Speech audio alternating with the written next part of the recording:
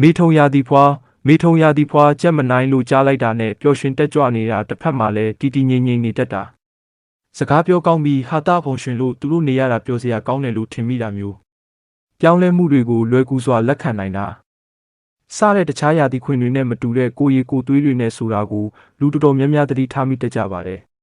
သူတို့ရဲ့တသက်တာအဟောကိုဒီကနေ့ပြောပြမှာဖြစ်ပါတယ်မေလ21ရက်မှဇွန်လ20ရက်အတွင်းမွေးဖွားသူများဟာမေထုံရာသီဖွားများဖြစ်ကြပါတယ်မေထုံရာသီဖွားတွေဟာလက်မောင်းပခုံးနဲ့အဆုပ်ကိုကိုစားပြုတဲ့အတွက်အမြဲတမ်းတက်ကြွနေကြပါတယ်ဆက်ဆံရေးကောင်းမွန်တဲ့အသိပညာဗဟုသုတရှာဖွေရတာကိုနှစ်သက်ကြသူတွေဖြစ်ပါတယ်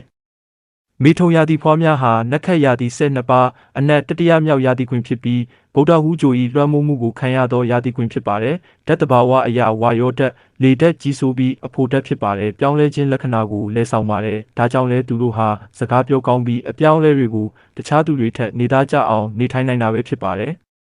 ်သူတို့ရဲ့ပင်ကိုယ်စရိုက်ကိုကြည့်မယ်ဆိုရင်တော့နှစ်ကိုခွဲအမွာတင်ဂီတအတိုင်းသူတို့ထဲမှာစိတ်နေစိတ်ထားနှစ်မျိုးအမြဲရှိနေတတ်တယ်တခါတလေအရန်တက်ကြွနေပြီးတခါတလေအရန်တည်ငြိမ်သွားတတ်တာမျိုးပါနှံဆက်ပြီးသတင်းအချက်လက်များစုဆောင်တဲ့နေရာမှာဆရာကြပါတယ်ဗုဒ္ဓဟူးဂျိုစိုးမိုးတဲ့အတွက်ဉာဏ်လွန်ကောင်းပါတယ်ပြီးတော့စကားပြောအင်မတန်တော်ပါတယ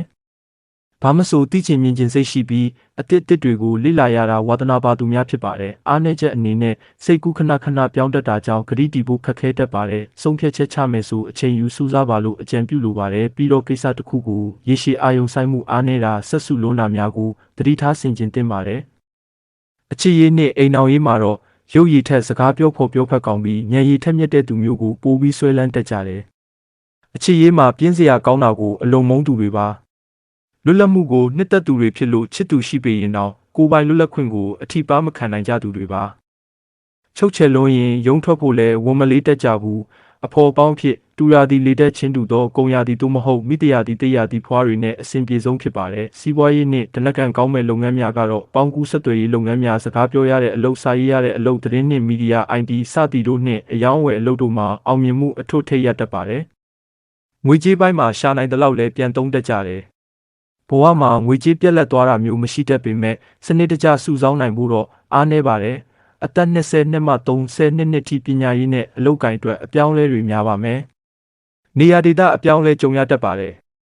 အသက်33နှစ်မှ48နှစ်ထိကဘဝရဲ့နာမည်ကျော်ကြားမှုနဲ့အောင်မြင်မှုရမယ့်အချိန်ပဲဖြစ်ပါတယ်လူမှုပတ်ဝန်းကျင်မှာဩဇာတိတ်ကမှရှိလာပါလိမ့်မယ်အသက်49နှစ်နောက်ပိုင်းမှာတော့အတွေ့အကြုံတွေကိုပြန်လည်မျှဝေရတဲ့ဆရာကြီးလမ်းပြသူနေရာမျိုးနဲ့အေးချမ်းစွာနေရတတ်ပါတယ်။ရာသီခွင်အဟောတွေဟာရာသီခွင်လိုက်တည်ရတဲ့အဟောများဖြစ်ပြီးပုံမတိကျဖို့အတွက်မေထုံဖွားများကိုမွေးရက်အလိုက်3မျိုးထပ်မံခွဲပြီးဟောပါအောင်မယ်။ပထမမျိုးကတော့မေ21ရက်မှမေ31ရက်အထိမွေးဖွားသူများဖြစ်ပါတယ်။သူတို့ဟာဉာဏ်ကြီးရှင်တွေဖြစ်ကြပါတယ်။